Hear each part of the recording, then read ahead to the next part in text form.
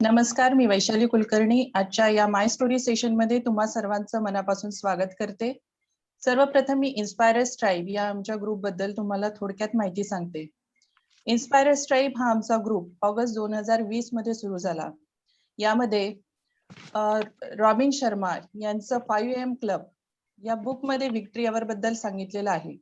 Victory our म्हणजे सकाळी उठल्यानंतरचा पहिला 1 तास सकारात्मक घालवायचा, ज्याच्यामध्ये पहिली 20 मिनिटं तुम्ही एक्सरसाइज करू शकता, नंतरची 20 मिनिटं तुम्ही मेडिटेशन करू शकता आणि त्यानंतरची 20 मिनिटं तुम्ही मोटिवेशनल किंवा इन्स्पायरिंग व्हिडिओज बघून सकाळच्या दिवसाची सुरुवात पॉझिटिव्ह करू शकता. सो गेले काही महिने आम्ही सगळे सकाळी 5 ते 7 या वेळेमध्ये उठून या विक्ट्री अवरला फॉलो करतो आहोत.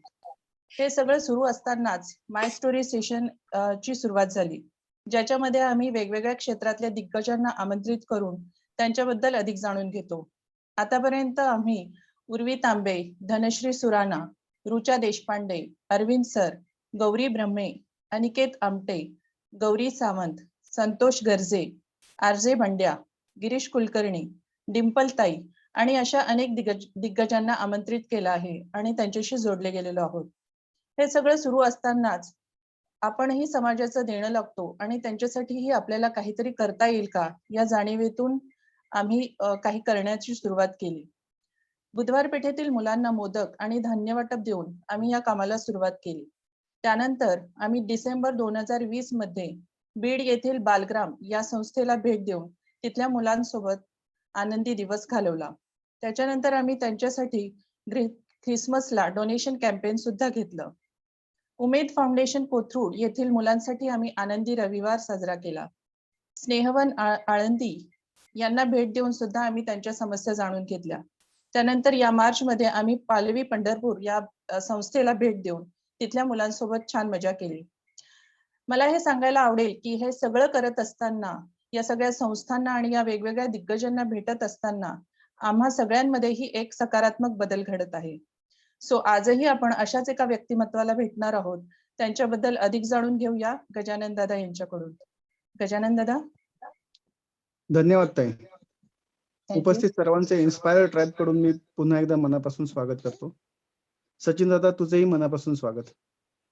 28 मे जागतिक मासिक पाळी आरोग्य व्यवस्थापन दिनानिमित्ताने समाज बंधने जो या विषयाबद्दल गेला महिनाभर जनजागृतीचा जागर सुरू केलेला आहे आणि विविध स्वरूपाचे जे कार्यक्रम त्यांनी घेतलेले आहेत, त्याचाच एक भाग म्हणून आज आपण सचिन दादांशी संवाद साधणार आहोत. समाज बंधचे संस्थापक सचिन दादा. खरं तर सचिन, आशा, सुभाष, आई आशा आणि वडील सुभाष यांना आपल्या कार्याची प्रेरणा आणि ताकद मानणारे सचिन दादा. आपल्या घरातच मासिक पाळीविषयी असलेल्या अपुऱ्या माहितीमुळे ज्या अडचणींना आईंना सामोरे जावे लागले, तसे पुढील काळात कुणाच्या किंवा मुलीच्या किंवा स्त्रीच्या बाबतीत घडू नये या विचाराने त्यांनी 2015 आणि 16 साली समाज बंधची स्थापना केली. खरं तर राज्यशास्त्राचे पदवीधर, पत्रकारिता आणि विधी महाविद्यालयातील LLB ही पदवी धारण केलेल्या सचिन दादा समाजबंध या त्यांच्या संस्थेच्या माध्यमातून अनेक सामाजिक कार्यात सक्रिय सहभागी असतात. 2018 साली मेळघाटातील सीमाडोह भागातील गवळीढाणा या तांड्याच्या वस्तीवर म्हणजे या वस्तीवरील जवळपास 50-55 घरात अचानक आग लागली आणि अख्खी वस्तीच्या वस्ती जळाली. ही खबर जेव्हा समाजबंधला पुण्यात असताना कळली, तेव्हा समाजबंधनी आणि समाजातील अनेक स्वयंसेवकांनी मिळून त्या पूर्ण वस्तीची घरं पुन्हा उभी करून दिली. याचबरोबर आदिवासी पाड्या वस्तींवरील वेगवेगळ्या शैक्षणिक गोष्टींच्या बाबतीत तेथील मुलांना शिक्षणाची रुची लागावी, गोडी वाढावी त्यांची, या दृष्टीनेही समाजबंधने अनेक कार्य केलेले दिसते. शिक्षणाची गुढी असा एक उपक्रमही त्यांनी केलेला होता. आता रिसेंटली रायगड जिल्ह्यातील एका वीटभट्टी कामगार महिलेवरती खूप अत्याचार झाले होते आणि त्यात ती दगावली, तर त्या संदर्भातही दादाने आवाज उठवला होता आणि त्यात योग्य पद्धतीने कार्य केलं होतं. या सर्वांबरोबर मुख्य विषय म्हणजे दादांचा मासिक पाळीविषयी वेगवेगळ्या शाळा महाविद्यालयांमध्ये, वाड्या वस्त्यांवरती, महाविद्यालयात, ग्रामीण भागात जाऊन दादा वेगवेगळे जनजागृतीपर व्याख्याने देणे, कार्यक्रम घेणे असे या गोष्टी करतात. त्या व्यतिरिक्त कापडी आशा पॅड निर्मितीसारखा प्रकल्प आणि त्यांचं प्रशिक्षणही दादा वेळोवेळी देतात. या अशा अनेक गोष्टींमध्ये दादा व्यस्त असतात आणि या सगळ्या कामांमध्ये त्यांना त्यांची सहचारिणी म्हणजे शर्वरी ताई ही खूप मदत करते. तर या सगळ्या गोष्टी दादा करत असतो. ही दादाची थोडीशी ओळख आहे. खरं तर कामच त्याचं खूप बोलकं आहे आणि यातूनच त्याची ओळख होते आणि खूप दूरवर पसरलेली अख्ख्या महाराष्ट्रभर त्याची ओळख. तर मी आता बाकीच्यांचा खूप वेळ न घेता दादांकडे ही सगळी सूत्र देतो. दादांनी त्यांचं मासिक पाळीविषयीच्या बद्दलची माहिती आणि ज्या काही गैरसमज आहेत लोकांमध्ये त्याविषयी त्यांनी लोकांना म्हणजे उपस्थितांना माहिती द्यावी आणि ज्यांना काही प्रश्न असतील त्यांनी चॅट बॉक्समध्ये ते कृपया टाइप करून पाठवावेत आणि ज्यांना विचारायचं आहे प्रत्यक्षात त्यांनी दादांचा संवाद झाल्यानंतर ते प्रश्न विचारू शकता. आमच्या गटातीलही धनश्री ताई आहे. त्यांनाही आमच्या गटाकडनं काही प्रश्न आहेत. त्या प्राथमिक स्वरूपात त्या प्रश्न विचारतील अर्थात दादाचा संवाद झाल्यानंतर. धन्यवाद दादा. दादा सत्र तुम्ही सुरू केलं तरी चालेल. चालेल. तर आज आपण 3 टप्प्यामध्ये संवाद साधूयात. जसं दादांनी म्हटलं तसं हे काही वन वे कनेक्शन नाहीये, 2 वे आहे. तुमचेही प्रश्न आहेत आणि ते प्रश्न घेणं सगळ्यात जास्त महत्वाचं आहे. पण आपण थेट प्रश्नोत्तरांकडे जायच्या आधी काही बेसिक माहिती मी अर्ध्या तासामध्ये तुम्हाला सांगेल आणि त्यानंतर म्हणजे जेणेकरून बऱ्याचशा प्रश्नांची उत्तरं त्याच्यामध्ये कव्हर होतील. तर 3 अशा टप्प्यांमध्ये आपण जाऊयात. एकतर समाजबंध म्हणजे नक्की काय किंवा समाजबंधाचं काम काय आहे, दुसरं या कामाची गरज काय आहे आणि तिसरं या कामाची व्याप्ती कशी आहे किंवा या विषयाची व्याप्ती कशी आहे, या 3 ह्याने आपण पाहूयात. तर तुमच्यासारखाच एक सर्वसामान्य माणूस आहे मी आणि पण पूर्ण वेळ सामाजिक काम करतो, त्यामुळे कदाचित तुम्हाला खूप मोठं काम आहे असं वाटलं असेल, पण तसं अजिबात नाहीये. आपल्या सगळ्यांमध्ये काही ना काही सामाजिक जाणीवा असतात आणि त्यांना कुठेतरी मोकळं करण्याची संधी जिथे आपल्याला मिळेल तिथं आपण त्या सामाजिक जाणीवांना वाट करून देत असतो आणि त्याच्यातून आपण काही ना काही सामाजिक प्रश्नांवर हातभार लावत असतो. तर समाजबंधची कन्सेप्ट ही अशीच आहे की ज्याच्याकडे जे आहे त्याने ते ज्याच्याकडे नाहीये त्याच्यासाठी वापरावं. म्हणजे आहेरे वर्गाने त्यांच्याकडे जे काही आहे म्हणजे केवळ पैसाच असू शकतो का असं नाही. तर सगळ्यात महत्वाचं जे बऱ्याच लोकांकडे नसतं ते म्हणजे ज्ञान असतं, माहिती आहे, कौशल्य आहे, काही संसाधनं आहेत. तर ही जी आहेरे वर्गाकडे आहेत त्यांनी ती नाहिरे वर्गाला जर सुपूर्द केली तर आपल्यातली दरी खूप कमी होईल आणि एक प्रकारचा बंध जोडला जाईल आणि तेच म्हणजे समाजबंध. तर असं ही समाजबंधच्या नावाच्या मागची आमची संकल्पना आहे आणि समाजबंधची टॅगलाईन म्हणजे बंध जाणीवांची आणि रीतेपण उणीवांची. म्हणजे ह्या समाजातल्याच वेगळ्या लोकांच्या जाणीवा जर जोडल्या गेल्या तर समाजातल्या ज्या काही उणीवा आहेत, जी काही गरज आहे ती भागली जाईल आणि त्या रित्या होतील, त्या नाहीशा होतील. असं एक आयडियल चित्र एक समाजाचं असावं असं आम्हाला वाटतं. त्यामुळे समाजातल्याच एका प्रश्नावर फोकस्ड काम करणं आम्ही ठरवलं यासोबतच आणि त्याच्यामध्ये सुरुवात जर सांगायची केली तर 2016 नोव्हेंबरमध्ये ज्यावेळेस मी LLB सेकंड इयरला होतो पुण्यामध्ये सिंहगड लॉ कॉलेजला आणि मी कायम स्वतःला 2 कसोट्यांवर तपासून पाहायचो. म्हणजे एक तर की समाजात आता काय काय प्रॉब्लेम आहे जाता येताना आपल्याला दिसतं. म्हणजे रस्त्यावर भीक मागणाऱ्या मुलांपासून घरी बायकोला मारणाऱ्या नवऱ्यापर्यंत ते गडचिरोलीतल्या नक्षलवादापर्यंत आणि बॉर्डर प्रश्नापर्यंत प्रत्येक ठिकाणी काही ना काही प्रश्न आहेत. हे समाजात प्रश्न कुठले आहेत आणि त्यातल्या कुठल्या प्रश्नावर मी आत्ता या घडीला काय करू शकतो. तर त्याच्यातला जो लसावी निघेल तो आपण करावा. कारण आपण बऱ्याचदा म्हणतो की सेटल झाल्यानंतर मी समाजासाठी वेळ देणार, सामाजिक कार्य करणार, असं होत नाही. कारण सेटलमेंट ही फेजच ऍक्च्युली मेंटल आहे असं मला वाटतं आणि ती काही फिजिकल किंवा एक कुठली वेगळी कंडिशन आहे असं नाही मला वाटत.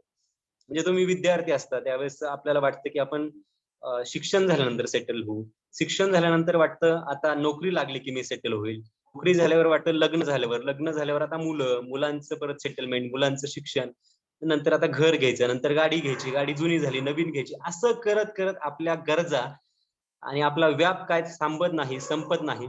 एकानंतर एक नवीन गरज, नवीन व्याप तयार होतो आणि त्याच्यातनं माणूस कधी सेटल होतो असं मला वाटत नाही. त्यामुळे सेटलमेंट हे मानसिक आहे, आपल्या मान्यावर आहे की ठीक आहे, मला माझं हे सुरू आहे, याच्यातला थोडा वेळ मी काढून कशासाठी तरी देऊ शकतो. तर तसं मला वाटायचं की आपण असं करावं आणि मग त्याच्यातनं छोटे मोठे उपक्रम करायचं. एक दिवस मला व्हॉट्सअपवर समजलं की इराणमध्ये नेकी की दिवार नावाचं एक कन्सेप्ट आलाय आणि त्याच्यामध्ये त्यांच्याकडे जे जास्त कपडे आहेत ते लोकांनी एका भिंतीवर आणून टांगायचे आणि ज्यांना पाहिजे त्यांनी घेऊन जायचं. मला वाटलं की मी कॉलेज करत ही गोष्ट इझिली करू शकतो आणि मग मी ते करायचं ठरवलं आणि त्यानंतर महाराष्ट्रातली पहिली माणुसकीची भिंत दांडेकर पुलावर आम्ही 2016 मध्ये सुरू केली. त्या दरम्यान मीडियाने, सोशल मीडियाने त्या गोष्ट खूप उचलून धरली. त्याचबरोबर पुणे महानगरपालिकेचे इलेक्शन्स होत्या, त्यामुळे ती गोष्ट खूप लवकर बूस्ट झाली आणि खूप ठिकाणी त्याचं रेप्लिकेशन झालं. पण ते व्यवस्थित मेंटेन केलं गेलं नाही ही दुसरी बाब आहे त्याच्यातली. आमची भिंत सुरू केली होती. तर तिथले कपडे आसपासचेच लोक घेऊन जातात असं आम्हाला लक्षात आलं आणि आपण जे लोक आपल्यापर्यंत पोहोचू शकत नाहीत त्या लोकांपर्यंत आपण पोहोचूयात या उद्देशाने आम्ही फिरतं समाज बंद ही संकल्पना राबवली, ज्याच्यामध्ये आम्ही वाड्या वस्त्यांवर जाऊन काही पुण्याच्या आसपासच्या आदिवासी गावामध्ये जाऊन ते कपडे तिथे वाटण्याचं काम सुरू केलं. तर मग हे करत असताना जे अभ्यासक्रमात शिकलो, जे गांधीजी म्हणायचे की तुम्हाला समाजातल्या कुठल्या प्रश्नावर काम करायचं असेल तर तुमच्या डोक्यातली प्रश्न किंवा तुमच्या डोक्यातली उत्तरं घेऊन समाजात जाऊ नका. समाजामध्ये जा, तिथले प्रश्न काय आहेत ते पहा, त्या प्रश्नांवर उत्तरं शोधा आणि त्या उत्तरावर काम करा. तर मला ते जाणवलं की आपण हे जे करतोय छोटं मोठं याच्यातून फक्त आपलं मानसिक समाधान मिळतंय आपल्याला, पण समाजावर समाजातल्या काही घटकांवर ह्याचा खरंच काही परिणाम होतोय का, काही बदल होतोय का, तर नाही. आणि मग आम्ही असं विचार केला की नक्की काय करण्याची गरज आहे. तर तिथं जाणवलं की आरोग्य आणि शिक्षण या 2 गोष्टींवर खूपच मागासलेपण आहे आणि ह्या 2 गोष्टी जर सुधारल्या तर त्यांचं जीवनमान नक्कीच सुधारू शकतं. आणि आम्ही एक त्याच दरम्यान मला एक अशी गोष्ट जाणवली जी माझ्या घरी सुद्धा मी लहानपणापासून पाहत होतो. ते म्हणजे अनुभवत होतो आईचं दुखणं आणि त्याला काय म्हणता येईल, त्याला स्त्रीरोग म्हणतात किंवा महिलांचा प्रॉब्लेम असं म्हणतात. पण ते मला लहान असताना काही कळत नव्हतं. जसा मोठा होत गेलो त्यावेळेस ते कळत गेलं आणि नंतर त्याची काय म्हणता येईल त्याला दाहकता प्रकर्षानं जाणवायला लागली. माझा आवाज व्यवस्थित येतोय का? हो हो, येतोय येतोय. हो येतोय, फक्त व्हिडिओ गेला आता. ओके. Yes yes, correct. हा येस, ठीक आहे. मला जरा व्हिडिओ तुटक दिसत होता त्यामुळे मीच बंद केलेला. ठीक आहे.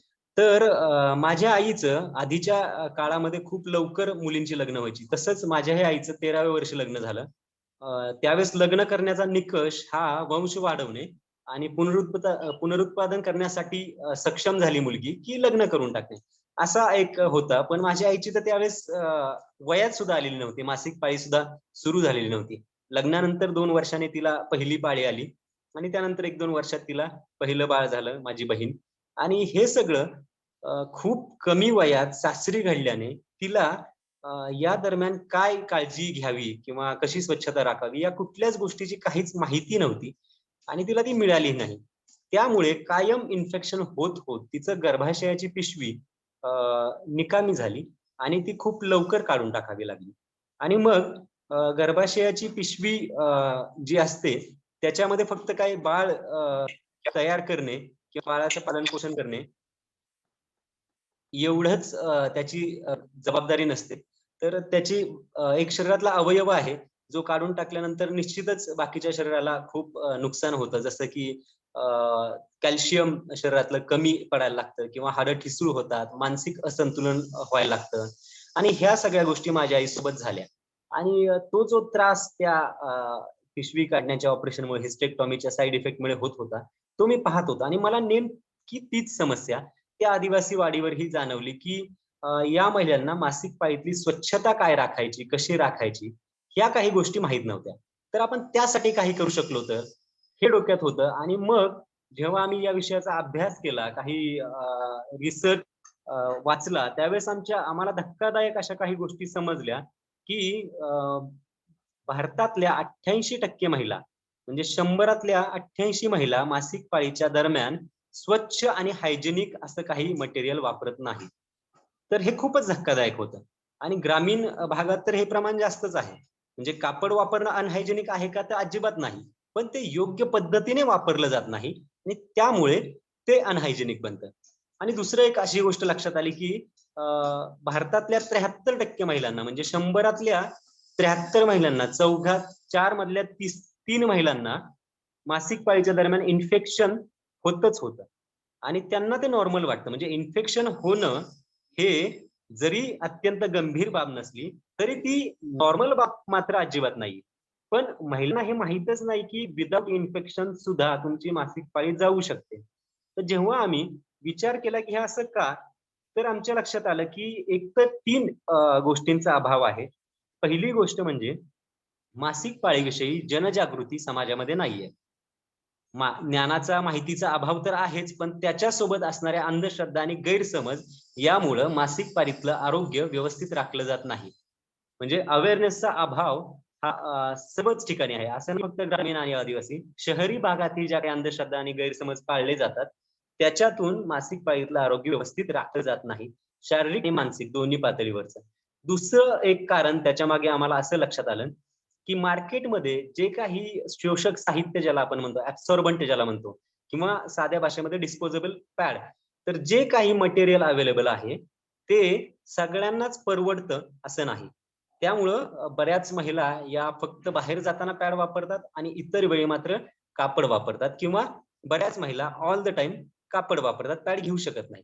आणि तिसरं महत्वाचं कारण आम्हाला जे लक्षात आलं ते म्हणजे जरी काही महिलांना पॅड घेणं परवडत असेल तरीही ते त्या दुकानातून घरी आणण्यामध्ये जी त्यांना लाज वाटते किंवा ते थेट तिथं मागू शकत नाहीत. घरातल्या कुठल्या पुरुषाला, आपल्या मुलाला सुद्धा किंवा नवऱ्याला, भावाला, वडिलांना आणायला सांगू शकत नाहीत.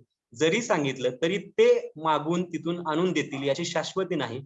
या ऍक्सेसिबल नसल्यामुळे सुद्धा बऱ्याच महिला या दरम्यान पॅड वापरत नाहीत.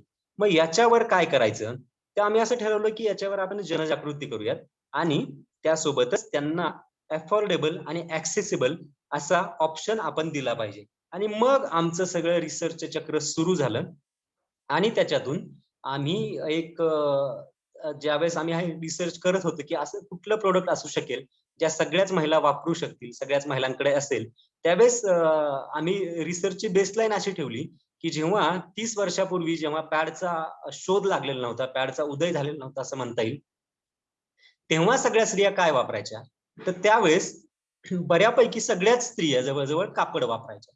सुती एक नऊवारी साडीचा आपल्याला आठवत असेल, आपली आजी वगैरे घालायची, तर तसा साडीचं ते कापड वापरलं जायचं पाळीमध्ये, त्याच्या घड्या करून व्यवस्थित त्या वापरल्या जायच्या. त्यावेळेस इन्फेक्शनचं प्रमाण उलट कमी होतं, त्यावेळेस सर्व्हायकल कॅन्सरचं प्रमाण कमी होतं. असेल ही, पण ते समजा डायग्नोज होत नसेल किंवा अजून काही गोष्टी असतील, पण तर तो ऑप्शन होता. तर मग आम्ही असा विचार केला की पॅड मध्ये काय गोष्टी आहेत. पॅड ची शोषण क्षमता कापडापेक्षा जास्त आहे. पॅड लॉक करता येतं, त्यामुळे ते हलत नाही एकदा लावलं की, आणि मुलगी निश्चिंत राहू शकते, निश्चिंतपणे बाहेर पडू शकते. आणि तिसरं, ते लीक होत नाही, त्यामुळं डाग पडण्याची भीती नसते आणि आत्मविश्वासाने वावरू शकते. तर याच गोष्टी कापडामध्ये जर पाहिलं तर कापडामध्ये या नाहीयेत, पण कापडाचे काय गुणधर्म आहेत, तर कापड हे सगळ्यात स्वस्त आहे. दुसरी गोष्ट, कापडामध्ये कुठल्याही केमिकल नसल्यामुळे, केमिकलचा अभाव असल्यामुळे ते सगळ्यात शरीरासाठी चांगलं आहे, कारण त्याने इन्फेक्शन कुठल्याच प्रकारचं होऊ शकत नाही मूळ कापडामुळे. आणि तिसरी गोष्ट ती त्याच्यामध्ये सगळ्यात महत्वाची म्हणजे कापड सगळ्यांच्या घरी असतं, सहज उपलब्ध असतं. तर मग आम्ही असा विचार केला की ह्या दोन्ही गोष्टी एकत्र करत असं काहीतरी करूयात ज्यामध्ये हे सगळे फायदे असतील आणि जे काही तोटे आहेत, म्हणजे पॅडचे तोटे म्हणजे काय, तर एक तर त्याच्यामध्ये जे काही केमिकल असतं त्याने बऱ्याच महिलांना, शिवाय प्लास्टिक असतं त्याने बऱ्याच महिलांना इन्फेक्शन होतं, ते त्यांना रुचत नाही त्यांच्या बॉडीला, आणि मग रॅशेस येणं किंवा मग पुरळ येणं किंवा अजून काही छोटे मोठे आजार हे त्याच्यातनं उद्भवतात. त्याच्यामध्ये केमिकल असतं ब्लिचिंग साठी जे वापरलं जातं, आणि ते पॅड जर बऱ्याच वेळानंतर बदललं नाही तर मात्र त्या केमिकल आणि वरचं रक्त मिक्स झाल्याने महिलांमध्ये ते जीवाणू केमिकल मधले जाऊन शक्यता असते. कापडामध्ये काय, तर कापड लगेच 2-2 तासाला बदलावं लागतं. कापड जर व्यवस्थित वाळलं नाही तर त्याच्यात बॅक्टेरिया राहून परत ते इन्फेक्शन होऊ शकतं. तर या सगळ्या गोष्टींचा अभ्यास करत, त्याच्यातले दोन्ही मधले फायदे एकत्र घेत आणि दोन्ही मधले तोटे वजा करत आम्ही एक कापडी पॅड बनवलं. त्याला आशा पॅड असं नाव दिलं. आशा माझ्या आईचं नाव. आणि आशा, कारण या सगळ्या थिंकिंग प्रोसेसचा सुरुवात माझ्या आईपासून झाली असं मला म्हणायला काही हरकत नाही. आणि दुसरं म्हणजे ज्या महिला या सगळ्या त्रासातून जात आहेत त्यांच्यासाठी एक आशेचा किरण म्हणून आशा पॅड असं नाव दिलं. आणि मग पुण्यात जुने कपडे जे आम्ही गोळा करायचो त्याच्यापासून त्याच्यातले चांगले कपडे सॉर्ट करून, धुवून, निर्जंतुक करून त्याच्यापासून पॅड बनवायला सुरुवात केली. तर या पॅडचे गुणधर्म म्हणजे ते पॅड एकतर रियुजेबल असतं, त्याच्यामुळे त्याच्यातनं प्लास्टिक प्रदूषण कुठलंच होत नाही आणि 100% ते डिकम्पोज करता येऊ शकतं. शिवाय त्याच्यामध्ये जे मटेरियल वापरलं म्हणजे सुती कापड, होजेरीज आणि जीन्सचं कापड, तर हे तिन्ही कापड प्रत्येकाच्या घरात इझिली अवेलेबल असतं. तिसरं, पॅडची डिझाईन इतकी सोपी आहे आणि सुंदर आहे की ते शिवायलाही प्रत्येक महिलेला जमेल. त्यासाठी काही विशेष मशीनची गरज नसते. साध्या शिलाई मशीनवर किंवा हात शिलाईवर ते करता येईल. चौथं, ते पॅड जरी महिलांनी वाळत टाकलं, कारण काय होतं की कापड पाळीमध्ये ज्या महिला वापरतात त्या उन्हात वाळत टाकत नाहीत, एकतर त्या व्यवस्थित धुत नाहीत, त्यामुळे त्याच्यातलं केमिकल, त्याच्यातलं जे काही रक्त असतं ते निघत नाही किंवा अन्नाचा अंश निघत नाही, त्याने इन्फेक्शन होतं. दुसरं, त्या व्यवस्थित वाळायला टाकत नाहीत सूर्यप्रकाशात, त्यामुळे ते कुठंतरी एका टॉवेल खाली किंवा साडी खाली किंवा आत मोरीमध्ये वाळायला टाकतात, त्यामुळे ते नीट वाळत नाही आणि परत तेच वापरलं जातं. त्यातले बॅक्टेरिया मरत नाहीत, नवीन बॅक्टेरिया तयार होतात आणि जंतू संसर्ग होतो. आणि तिसरं, ते व्यवस्थित एका कपाटामध्ये ठेवत नाही. तर आमचा जो चौथा प्लस पॉइंट होता तो हा की त्या पॅडचं डिझाईन हे एखाद्या साध्या रुमाला सारखं दिसतं, त्यामुळे जरी महिलेने ते न लाजता उन्हात वाळत टाकलं तरी ते पॅड आहे हे कोणाला समजणार नाही. तर हा असे काही त्याच्यामध्ये प्लस पॉइंट. आणि शिवाय त्याची शोषण क्षमता चांगली होती. पॅड सारखे त्याला लीक करण्यासाठी, लॉक करण्यासाठी एक पट्टी दिली होती आणि लीक न होण्यासाठी खाली एक पट्टी. असे काही आम्ही गोष्टी त्याच्यामध्ये ऍड केल्या आणि ते बनवण्याचा प्रकल्प मग आम्ही 2017 मध्ये पुण्यात सुरू केला. तर फक्त मासिक पाळी मध्ये वापरण्याचं साधन देऊन प्रश्न सुटणार होता का? तर अजिबात नाही. कारण पॅड वापरणाऱ्या महिलांना सुद्धा जंतू संसर्ग होतो.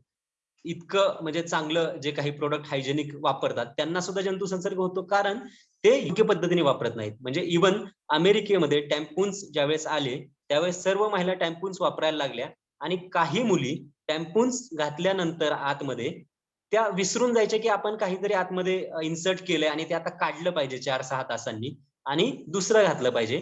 तर याच्यात वेगळ्याच प्रकारचा रोग तिथे आला.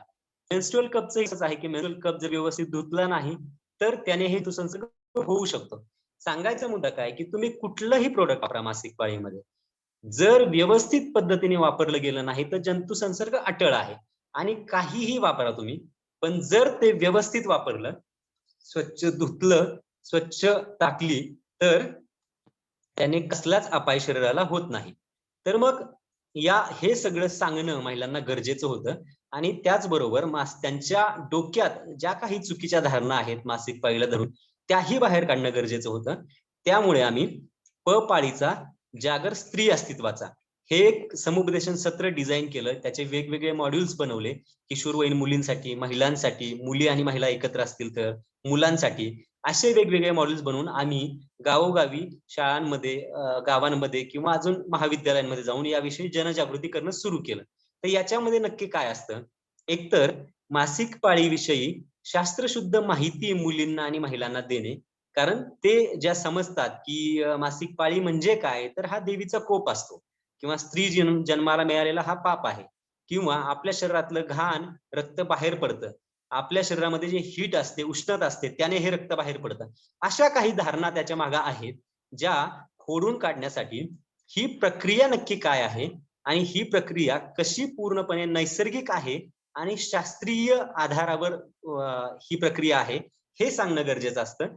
म्हणून आम्ही त्यातला पहिला मुद्दा किंवा पहिलं सत्र हे शास्त्रशुद्ध माहिती देणं हे असतं. आणि दुसरं सत्र त्याहूनही महत्वाचं किंवा तेवढंच महत्वाचं आपण म्हणू शकतो, ते म्हणजे मासिक पाळीविषयी शास्त्रीय दृष्टिकोन तयार करणे. कारण ह्या मासिक पाळी प्रक्रियेबद्दलच्या धारणा तर आहेतच, पण मासिक पाळी आल्यानंतर काय करावं आणि काय करू नये याची भली मोठी लिस्ट महिलांच्या डोक्यात वर्षानुवर्षे फिट बसलेली आहे. आणि मग ती बाहेर काढणं खूप गरजेचं असतं. कारण म्हणजे 28 मेला मेन्स्ट्रुअल हायजीन मॅनेजमेंट डे हा साजरा केला जातो. पण भारताच्या परिप्रेक्षामध्ये जर बोलायचं म्हटलं तर भारतामध्ये फक्त स्वच्छता राखून मासिक पाळीतलं आरोग्य राखलं जाणार आहे का? तर अजिबात नाही. मासिक पाळीतलं आरोग्य राखण्यासाठी ज्या 3 गोष्टी महत्त्वाच्या असतात, एक म्हणजे मासिक पाळीमध्ये स्वच्छता तर राखली गेली पाहिजे. दुसरं, मासिक पाळीमध्ये पोषक आहार घेतला पाहिजे आणि तिसरं, मासिक पाळीमध्ये पुरेसा आराम त्या महिलेला मिळाला पाहिजे. कारण ह्या 3 गोष्टी जर असतील तर पाळी वेदनामुक्त किंवा कमी वेदनादायी होऊ शकते असं आमचं म्हणणं आहे. आणि हे कधी शक्य आहे? जेव्हा त्या महिलेला होणाऱ्या शारीरिक त्रासाबरोबर तो आपण जो काही कमी करू शकत नाही काही घरगुती उपाय सोडले तर, मानसिक त्रास देणं बंद करू, तेव्हाच मासिक पाळीतलं आरोग्य जपलं जाईल. आणि म्हणून आम्ही MHM ला मेन्स्ट्रुअल हेल्थ मॅनेजमेंट डे असं म्हणतो. मासिक पाळी आरोग्य व्यवस्थापन दिन असं आम्ही त्याला म्हणतो. कारण भारतामधली परिस्थिती बाहेरच्या देशांमध्ये असेल पण भारतामधली परिस्थिती अधिक गंभीर आहे, ती या अंधश्रद्धा आणि गैरसमजांमुळे. तर काय होतं की या दरम्यान जे काही स्त्रीला अपवित्र समजलं जातं किंवा ज्या काही त्याच्या बरोबर आलेल्या धारणा आहेत, गैरसमज आहेत, त्यामुळे ते जे वयात येण्याचं काय म्हणतात कालावधी असतो की एक मुलगी 6वी 7वी 8वीची वयात यायला लागते आणि त्या वयात येण्यामध्ये जेव्हा ती तिच्यामधल्या क्षमता तिला समजतात, तिच्यामधले कलागुण तिला समजत असतात, तिच्यातली कौशल्य विकसित करत असते, त्यावेळीच नेमकं होतं काय की जी आई तिची जवळची मैत्रीण बनलेली असते, जो भाऊ एकदम त्याच्यासोबत ती कुठेही सायकलिंगला जा, शाळेला जा किंवा खेळायला जा, ह्या सगळ्या गोष्टी करत असते. अचानक एक दिवस ती आई म्हणते, अचानक एक दिवस त्या मुलीला पोटात दुखायला लागतं आणि योनी मार्गातून काहीतरी रक्त जायला लागतं. ती घाबरते. ती आईला विचारते, की "आई हे काय होतंय माझ्यासोबत?" तेव्हा आईने पहिलं तर तिला ते होण्याच्या आधी त्या गोष्टी सांगितलेल्या नसतातच. ते सुरू होतं. त्यावेळेस आई सांगते आणि ते काय सांगते, की "हे घे कापड किंवा पॅड, हे लाव म्हणजे ते रक्त तुझ्या अंगावर पडणार नाही." दुसरी गोष्ट, "तू आता स्वयंपाकघरामध्ये कुठल्याच भांड्याला शिवू नको." आणि तिसरी गोष्ट, "तिथे कोपऱ्यात बस. देवघरामध्ये तर तुझा स्पर्शही चालणार नाही, सावलीही चालणार नाही. तुला जे काय लागेल खाणं-पिणं, ताट, वाटी, पाणी ते सगळं आम्ही तुला तिथं आणून देऊ. तुझं एक अंथरूण घे, पांघरून घे आणि तिथंच बस. ओके? तू काय आता कशाला शिवायचं नाही. मला पण शिवू नको, मी स्वयंपाक करते बाई." हे ज्यावेळेस तिची आई तिला सांगते, ती कुठल्या मनस्थितीमध्ये मुलगी असते, की तिला तिच्या शरीरामध्ये नक्की काय होतंय, हे समजत नसतं. ती घाबरलेली असते. तिच्यामध्ये अनेक प्रश्न पडलेले असतात, जे सोडवणं गरजेचं असतं. पण ते प्रश्न न सोडवता सर्वसामान्य कुटुंबामध्ये सर्रास हे होतं, की तिची आई, आजी, मावशी, काकी हे तिला या गोष्टी सांगतात आणि तिच्या मनातला प्रश्नांचा गुंता वाढवतात. आणि त्या मुलीला तो जो त्रास होत असतो आणि त्याबरोबर हे जे मानसिक त्रास तिला दिला जातो, अस्पृश्यतेची वागणूक तिला दिली जाते, तर ती एकदम शॉक मध्ये जाते आणि तिच्यातला आत्मविश्वास एकदमच कमी होतो. तिला वाटतं की हे माझ्यासोबत काय होतंय? मी मुलगी म्हणून का जन्माला आले? माझा भाऊ सगळं मस्त व्यवस्थित करतोय, मला जाता येता लाथा मारतोय आणि मी मात्र त्याला उलटी चापट मारू शकत नाही, काही करू शकत नाही. आणि म्हणजे हा माझ्यावर केलेला निसर्गाने अन्याय आहे आणि मी उगाच मुलगी म्हणून जन्माला आले. आता झालं 4 दिवस शाळेत जायचं नाही, कोणाला काही बोलायचं नाही, एकतर माझ्या शरीरात काय होतंय हे मला कळत नाही, कोणी मला सांगत नाही आणि सगळेजण मला काही ना काही सूचना देत आहेत. या सगळ्या अशा मानसिकतेतून ती मुलगी जाते आणि तुम्हाला विश्वास बसणार नाही, पण महाराष्ट्रात 100 पैकी 35 मुली या 6वी ते 10वी या वयोगटामध्ये शाळा सोडतात. त्याच्यामधले जी प्रमुख 3 कारणं आहेत, त्याच्यातलं एक कारण म्हणजे मासिक पाळी सुरू होणे आहे. एक तर मुलींना घरकाम खूप होतं. मुलगी थोडीशी मोठी झाली, कामाला लागली, की भांडी-धुनी वगैरे सगळ्या गोष्टी तिच्याकडे येतात. त्याचबरोबर मासिक पाळी आली, मुलगी 5 दिवस घरात राहते, तिला शाळेत जाऊ दिलं जात नाही. मग तिला म्हटलं जातं, "आता हे काम कर, ते काम कर." आणि शाळेतला 4-5 दिवसाचा सिलेबस बुडतो. मग काय पुढे समजणार? गुरुजींना काय सांगणार? का आली नव्हती? मैत्रिणी विचारणार का आली नव्हती? शाळेमध्ये जायचं तर मग डाग पडला तर काय करायचं? शाळेमध्ये टॉयलेट आहे का? असेल तर मग त्या टॉयलेटला कुलूप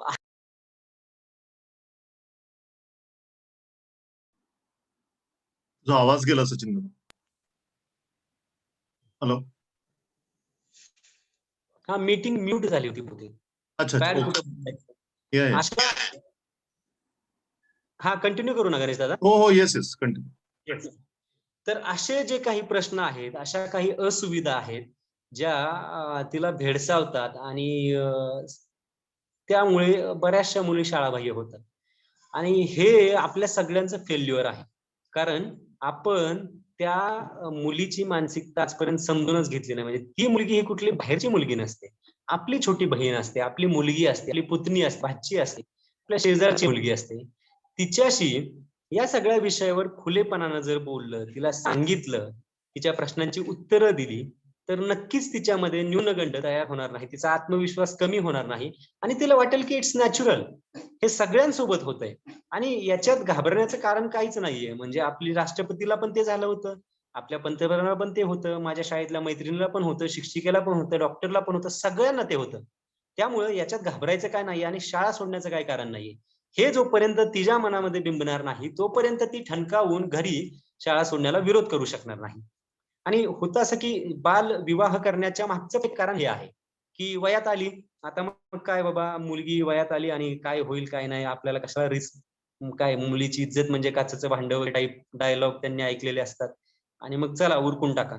अशा याने बरीचशी लग्न ग्रामीण भागात अजूनही अल्पवयीन मुलींची होतात.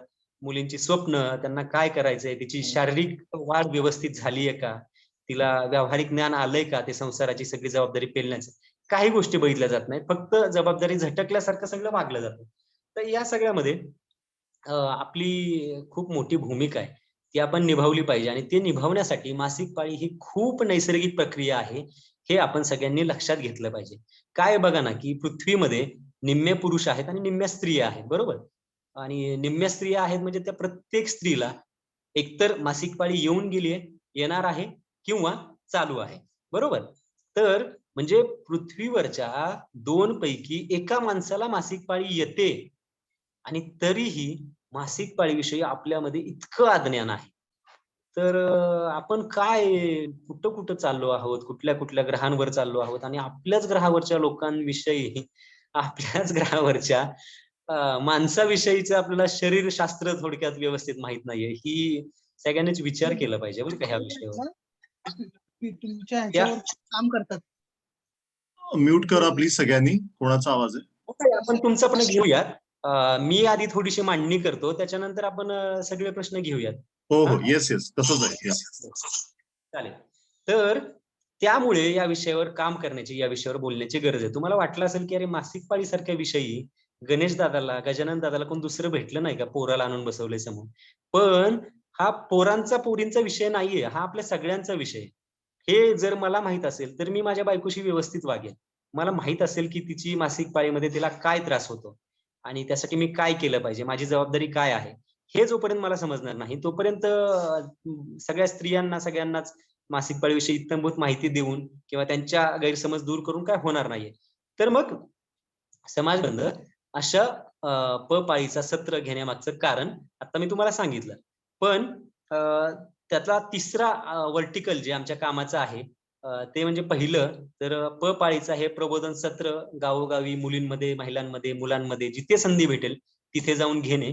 दुसरं आपण सांगतोय त्यांना स्वच्छता राखा, तर स्वच्छता राखण्यासाठी एक आपण ऑप्शन देणं, म्हणजे आपल्याला सगळे ऑप्शन त्यांना सांगितले पाहिजेत. आम्ही ते सगळे सांगतो, पण त्यांना परवडणारा एक ऑप्शन जो सगळ्यात हायजेनिक आहे, ज्याचा शरीराला काही अपाय नाही असा ऑप्शन त्यांना देणं. त्यासाठी मग आम्ही जे कापडी पॅड तयार करण्याचा प्रकल्प पुण्यामध्ये कात्रज येथे लॉकडाऊन पर्यंत होता, लॉकडाऊन मध्ये तो आता बंद आहे आणि एका वर्षापासून आम्ही सध्या रायगड जिल्ह्यातल्या पेन तालुक्यामध्ये, रायगड जिल्हा हा कातकरी आणि ठाकूर आदिवासी बहुल असा जिल्हा आहे आणि बराच डोंगरदरे असल्यामुळे तिथे डोंगराच्या पायथ्याला, डोंगराच्या वर माथ्याला बरेचसे आदिवासी वाडे आहेत.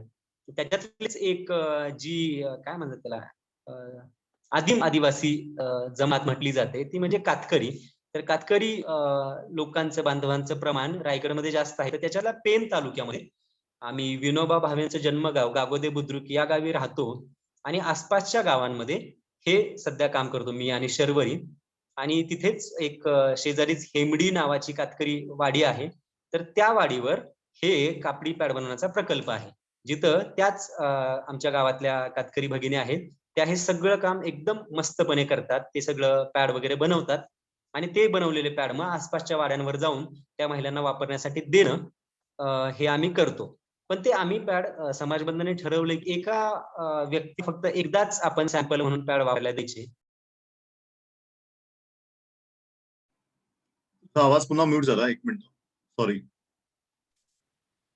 एक कॉल येतोय, हो सॉरी. आता ये. तर डिपेंडन्सी संपली पाहिजे यासाठी आम्ही असं ठरवलं की आपण जर भारतातल्या किंवा जगातल्या सगळ्या कंपन्या, संस्था सगळ्या मिळून पॅडचं प्रोडक्शन करतात तरी पण 12% मुलींपर्यंत पोहोचू शकले असतील, तर आपण एक सामाजिक संस्था आहोत. सामाजिक जाणीव असणाऱ्या कार्यकर्त्यांच्या वेळेच्या धनाच्या जोरावर आपण काम करतो. तर आपण सगळ्या 88% महिलांपर्यंत कसं पोहोचणार? आपलं टार्गेट आपण ठेवलंच पाहिजे. कारण मोठं अचिवेबल जरी नसलं तरी गोल आपला काय मोठा असला पाहिजे की या सगळ्या महिलांना आपल्याला अल्टरनेटिव्ह द्यायचंय. तर मग आपण जर सगळ्यांना पॅड देत बसलो, विकत जरी देत बसलो, तरीही ते शक्य होणार नाहीये. त्यामुळं आपण जे आपल्याला तंत्र गवसलं आहे किंवा जे आपण शोधलं आहे की घरच्या घरी पॅड महिला बनवू शकते आणि ते उत्तम दर्जाचं बनवू शकतं, तर ते तंत्रच आपण लोकांना देऊयात. तर त्यामुळे आम्ही हे प्रबोधन सत्र त्याच्यानंतर पॅड दिल्यानंतर त्या महिलांना सांगतो की हे पॅड वापरून बघा आणि तुम्हाला आवडलं तर आम्ही परत येऊ आणि तुम्हाला हे पॅड बनवण्याचं प्रशिक्षण देऊ.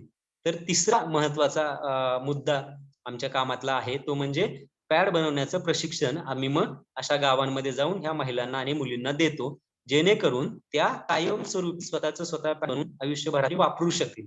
आणि त्याच्याला प्लस पॉईंट अजून एक असा आहे की समाजबंध जे काही पॅड बनवते 9 वेगवेगळ्या हे आहेत डिझाईन किंवा शेप म्हणू शकतो आपण, पण त्याच्यापेक्षाही एखाद्या महिलेला वेगळं लागू शकतं. मांड्यांमधली जागा, तिचा फ्लो, नंतर काय म्हणता येईल त्याला, फ्लोचा प्रकार, या सगळ्या गोष्टी पाहता ते वेगळं असू शकतं. तिला वेगळ्या पॅडची गरज असू शकते. तर ती महिला स्वतःच्या फ्लोनुसार पॅड शिवू शकते.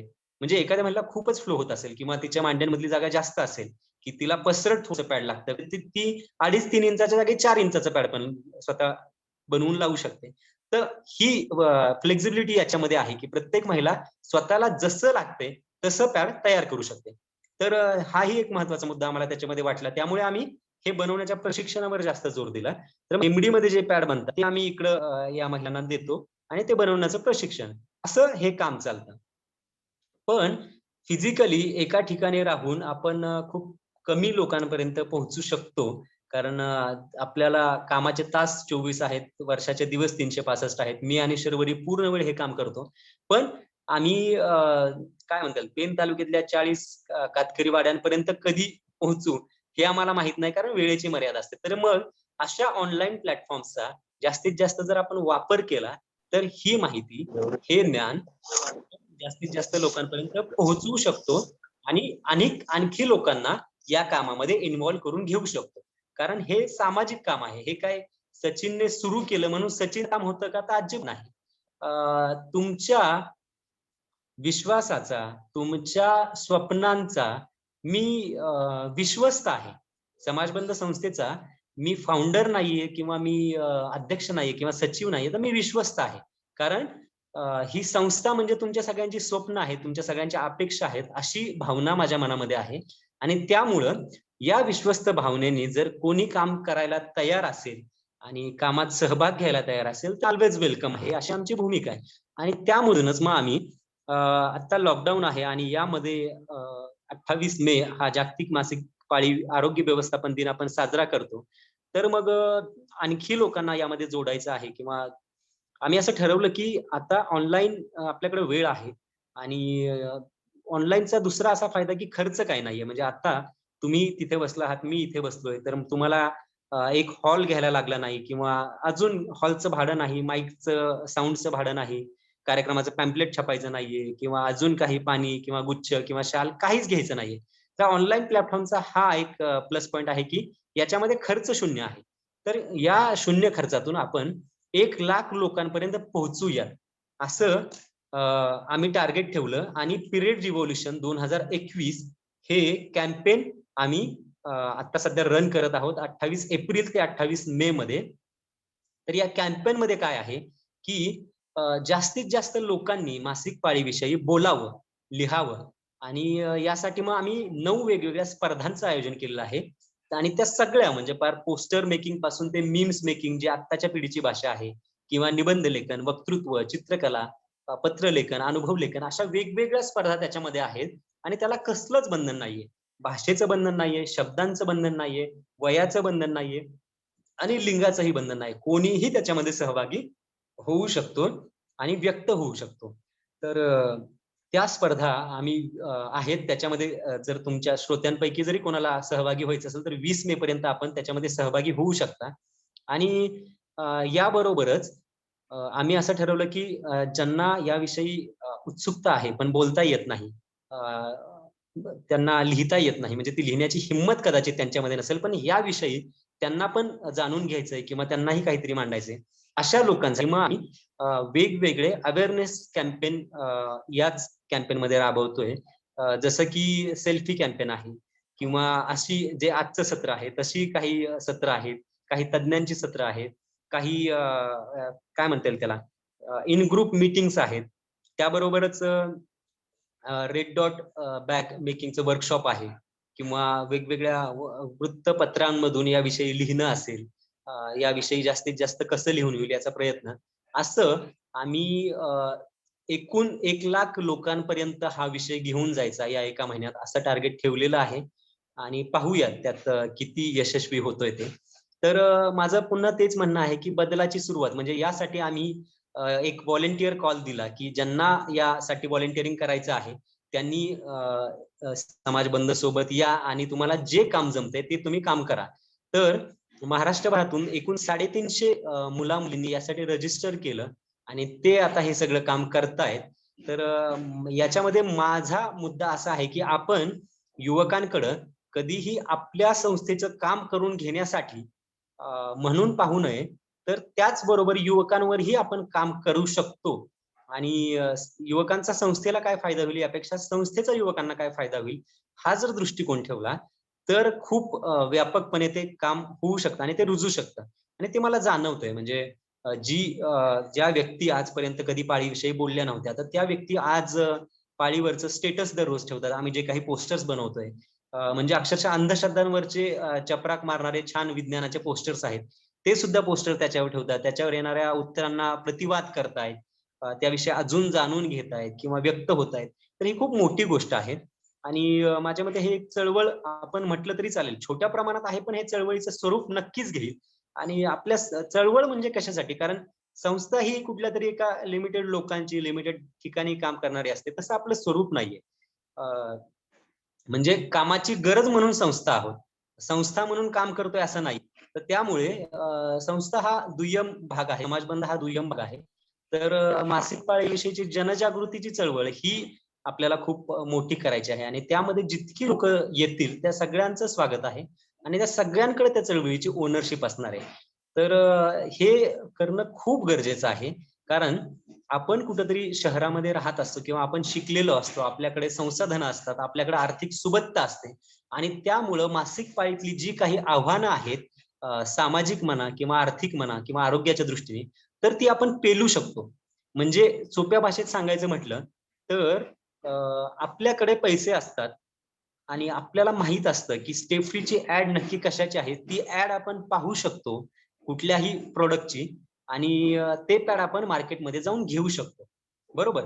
तर मी म्हणेल की हे एक आपल्याला मिळालेलं प्रिव्हिलेज आहे की आपल्याकडे टीव्ही आहे. दुसरं, आपल्या टीव्हीवरती ऍड येते. तिसरं, आपल्याकडे पैसा आहे, आपल्याकडे आर्थिक स्वातंत्र्य आहे आणि त्यामुळं आपण आपलं मासिक पाळीतलं आरोग्य, आपली मासिक पाळीतली स्वच्छता व्यवस्थित राखू शकतो. पण या सगळ्याचा अभाव असणारे खूप लोक आपल्याच राज्यामध्ये, आपल्याच आसपास असतात. तर त्यांच्यासाठी मात्र आपल्याला खूप काम करण्याची गरज आहे. आणि या सगळ्याला भरीसभर म्हणून काही अंधश्रद्धा आहेत.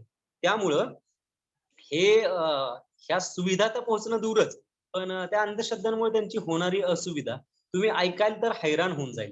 म्हणजे आपल्या भागामध्ये किंवा महाराष्ट्रात सर्व ठिकाणी बऱ्यापैकी फॉलो केल्या जाणाऱ्या 2 अंधश्रद्धा म्हणजे, एकतर मासिक पाळीमध्ये स्त्रीने स्वयंपाक करायचा नाही आणि दुसरं मासिक पाळीमध्ये धार्मिक कुठलाही विधी स्त्रीने करायचा नाही. ह्या 2 अंधश्रद्धा सर्वसामान्य प्रत्येक ठिकाणी पाळल्या जातात. त्याचं स्पष्टीकरण देतो आणि त्याच्यानंतर बाहेर अजून बऱ्याच ठिकाणी काय काय अंधश्रद्धा पाळल्या जातात ते सांगतो, जेणेकरून या विषयाची दाहकता आणि या विषयावर काम करण्याची काय गरज आहे हे आपल्या लक्षात येईल. तर आपण म्हणजे बऱ्याच ठिकाणी बऱ्याच घरी हे पाळलं जातं. तर ती एक कॉमन अंधश्रद्धा म्हणजे काय, किंवा मासिक पाळीमध्ये महिलांनी स्वयंपाक करू नये का, तर ते अपवित्र असते किंवा अस्वच्छ असते असं समजतो आपण, बरोबर. पण मला सांगा की मासिक पाळीची प्रक्रिया जर आपण समजून घ्यायची म्हणलं तर मासिक पाळी ही गर्भधारणेशी संबंधित प्रक्रिया आहे, बरोबर. म्हणजे मासिक पाळी येते म्हणजे तिला ती मुलगी गर्भधारणा करण्यासाठी सक्षम झालेली असते, बरोबर. आणि जेव्हा मासिक पाळीच्या दरम्यानचं चक्र जर आपण पाहिलं तर गर्भाशयाच्या बाजूला ज्या काही ओव्हरी असते त्याच्यातून एक स्त्रीबीज, एक अंड त्याला म्हणू शकतो, जे स्त्रीबीज वाहक नलिकेतून पुढे येतं. दर महिन्याला ते अंड बाहेर येतं आणि तिथे ते बीजवाहक नलिकेमध्ये पुरुष बीजाची येण्याची वाट बघतात. जेव्हा स्त्री पुरुष शरीर संबंध होतात आणि पुरुष बीज हे वीर्याच्या माध्यमातून पुरुषातले शुक्राणू हे स्त्रियांच्या योनिमार्गातून आतमध्ये प्रवेश करतात आणि जेव्हा त्या शुक्राणूचा संबंध त्या स्त्री बीजाशी होतो, त्यांचं फलन होतं, तेव्हा गर्भ रुजतो. तो गर्भाशयामध्ये पुढचे 9 महिने वाढतो, बरोबर. तर जेव्हा ते होत नाही त्यावेळेस मात्र ते स्त्री बीज जे असतं आणि हे सगळं करण्यासाठी, ही गर्भधारणा होण्यासाठी त्या गर्भाची पालन पोषण व्यवस्थित व्हावं त्या ठिकाणी, यासाठी ते गर्भाशय पण काहीतरी तयारी करतं. ती तयारी काय असते तर गर्भाशयाच्या ज्या भिंती असतात, गर्भाशयाचे जे कडेची वॉल असते, तर त्याला एक जाडसर मऊ रक्तवाहिन्यांचा अस्तर तिथं बनायला सुरुवात होते. ते कशासाठी बनतं तर तिथे येऊन तो गर्भ रुजणार असतो. तर त्या गर्भाच्या पालन पोषणाची तयारी म्हणजे ते अस्तर तयार होतं. पण जेव्हा स्त्री आणि पुरुष यांचं मिलन होत नाही आणि तो गर्भ तिथे गर्भ राहतच नाही, त्यावेळेस मात्र त्या अस्तराची आणि त्या स्त्री बीजाची, जे बीजाशयातनं बाहेर आलेलं असतं आणि ते अस्तर जे गर्भाशयामध्ये तयार झालेलं असतं, त्या दोन्हीची आता शरीराला गरज राहत नाही. आणि आपल्या शरीराचा एक नियम आहे की आपल्या शरीराला जे अनावश्यक आहे ते शरीर लगेच बाहेर फेकतं. म्हणजे आपली लघवी असेल, आपण जे पाणी पितो त्याच्यातनं जे शरीराला लागणारे ते घटक घेतले जातात, लघवी बाहेर फेकली जाते. जे आपण खातो त्याच्यातून जी पाचक द्रव्य आहेत ती घेतली जातात आणि बाकी विष्ठा बाहेर फेकली जाते. तसंच त्या आता रक्तवाहिन्यांच्या अस्तरची शरीराला गरज नसते म्हणून ते बाहेर फेकलं जातं. ती बाहेर फेकणं म्हणजे मासिक पाळी आहे. आलं लक्षात. तर ही इतकी नैसर्गिक प्रक्रिया आहे आणि ही अशी पुनरुत्पादनाची, प्रजननाची प्रक्रिया वेगवेगळ्या फॉर्म मध्ये प्रत्येक सजीवामध्ये असते. म्हणजे प्राण्यांमध्ये थोडंसं वेगळं,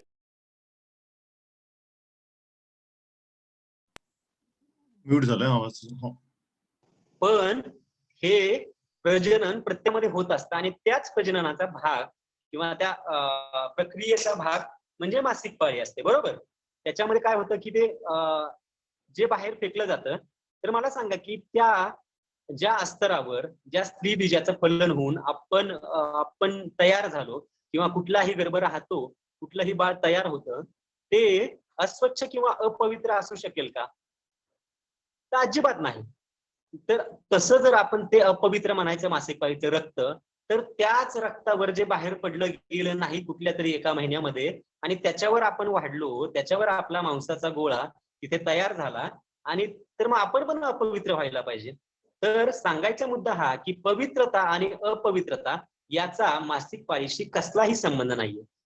कदाचित म्हणजे मूत्र मार्ग जो असतो आणि गुदद्वार जे असतं त्याच्या जवळ हे छिद्र असल्यामुळे, योनी मार्ग असल्यामुळे लोकांनी ते अस्वच्छता त्यांना वाटली असेल. पण मासिक पाळीमध्ये जर तुम्ही व्यवस्थित काळजी घेत असाल, स्वच्छता राखत असाल, तर काहीच हरकत नाहीये. म्हणजे अस्वच्छता किंवा अपवित्रता वाटण्याचं काही कारण नाहीये. तर आपण हे आता सगळ्यांनी लक्षात घेतलं पाहिजे की पवित्रता आणि अपवित्रता याच्याशी मासिक पाळीचा कसलाही संबंध नाहीये आणि त्यामुळे त्या दरम्यान स्वयंपाक करणं किंवा झाडांना पाणी घालणं, तुळशीला पाणी घालणं, कुठल्या दुसऱ्या व्यक्तीला शिवणं किंवा धार्मिक कार्य करणं याचा कसलाही संबंध नाहीये. आलं लक्षात. ही पूर्णपणे नैसर्गिक प्रक्रिया आहे. जी नैसर्गिक प्रक्रिया, जी मासिक पाळी एका पुण्यातल्या, महाराष्ट्रातल्या मुलीला येते, तशीच मासिक पाळी ही मुस्लिम बहुल देशातल्या पाकिस्तानातल्या मुलींना पण येते, ती ख्रिश्चन बहुल असलेल्या इंग्लंड मधल्या मुलींना सुद्धा येते, चीन मधल्या मुलींना येते, नेपाळ मधल्या येते. जगातल्या प्रत्येक म्हणजे महिला असणाऱ्या बहुतांश महिलांना मासिक पाळी येते. त्या मग कुठल्या जातीच्या आहेत, कुठल्या धर्माच्या आहेत, कुठली भाषा बोलतात, कुठल्या प्रदेशातल्या आहेत, याच्याशी त्याचं काही घेणं देणं नाहीये. त्याचं कुठल्याच धर्माशी, जातीशी, समुदायाशी घेणं देणं नाहीये. तर मग एका आपल्या कुठल्या तरी विशिष्ट धर्मासोबत, एका जातीसोबत त्याचं संबंध असू शकतो का? तर अजिबात नाही. तो संबंध आपण आपल्या कोत्या बुद्धीने जोडलेला आहे. त्यामुळे कुठल्याच धर्माशी, धार्मिक कार्याशी मासिक पाळीचा काही संबंध नाहीये. त्यामुळे तो जोडून धार्मिक कार्य या दरम्यान मुलींनी करू नये किंवा काय म्हणतात त्याला, स्वयंपाक करू नये, अशा ज्या काही अंधश्रद्धा आपण पाळतो त्यांना आता मूठ माती दिली पाहिजे. त्या अंधश्रद्धा पाळणं बंद केलं पाहिजे. आलं लक्षात? कारण याचा खरंच कसाच कसल्याशीही संबंध नसतो. याच्यामध्ये काय आहे की भीती दाखवण्यासाठी असं म्हटलं जातं की, लाईट गेल्यामुळे थोडासा उजेड इथं कमी झाला, मी दारात जातो. असं म्हटलं जातं की जर आपण हे सगळं पाळलं नाही तर आपल्यावर देवीचा कोप होईल आणि आपल्याला त्याचे दुष्परिणाम भोगावे लागतील. तर मी सांगू इच्छितो की असा कुठलाच कोप कशावर कुणावर होत नसतो. आपण हे करून पहा. हे पाळण्यासाठी एका व्यवस्थेने जाणून बुजून काही बंधनं आपल्यावर घातली आहेत, जसं की त्या दरम्यान दही लावू नये किंवा लोणचं लावू नये. तर या काही गोष्टींना काही सायंटिफिक बेस अजिबात नाहीये. त्या गोष्टी लावल्या तर त्या काही नासतात किंवा त्याने आपल्याला काय अपाय होता असं अजिबात नाहीये.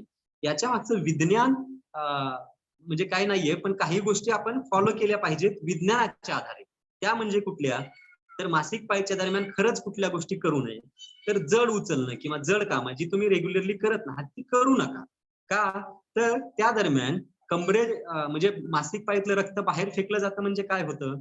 तर जे गर्भाशय आहे ते आकुंचन पावतं आणि त्या आकुंचनाने अस्तर जे आहे ते निसटतं. ते निसटण्यासाठी ते आकुंचन गर्भाशयाला करावं लागतं.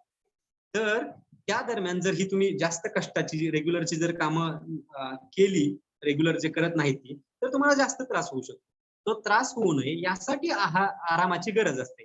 जर तुम्हाला गरज असेल तर आराम करा.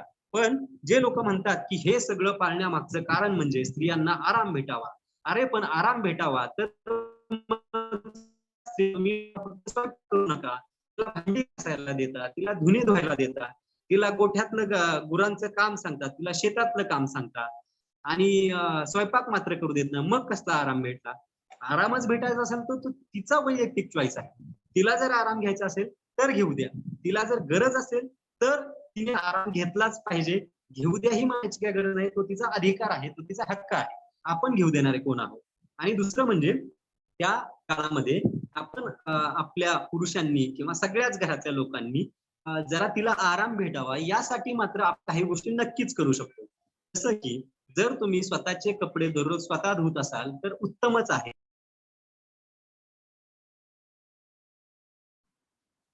आय थिंक लॉस झालं.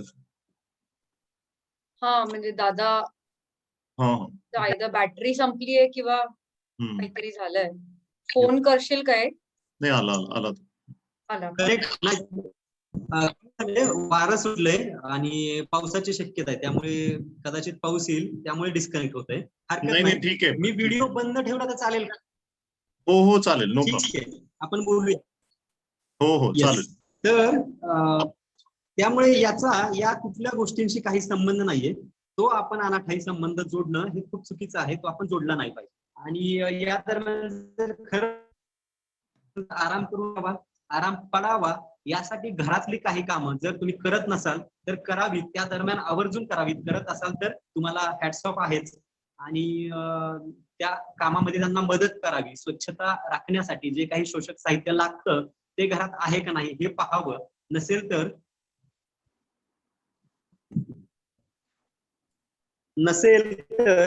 ते आणून देण्यासाठी मदत करावी, आणून द्यावं.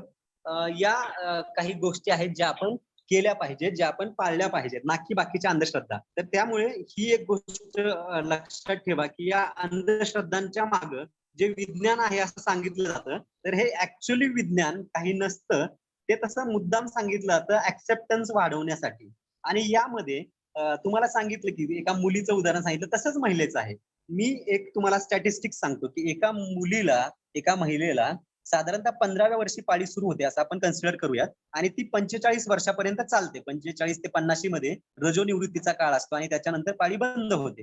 पण आपण 45 पकडूयात. तर साधारणतः एका महिलेला म्हणजे 30 वर्ष ही पाळी चालू असते, आणि त्याच्यातले 30 दिवसातले म्हणजे प्रत्येक महिन्यातले 5 दिवस जर पाळीचा कालावधी आपण पकडला तर 30ला म्हणजे 30/5 तर 6 दिवस, सॉरी, होय, बरोबर.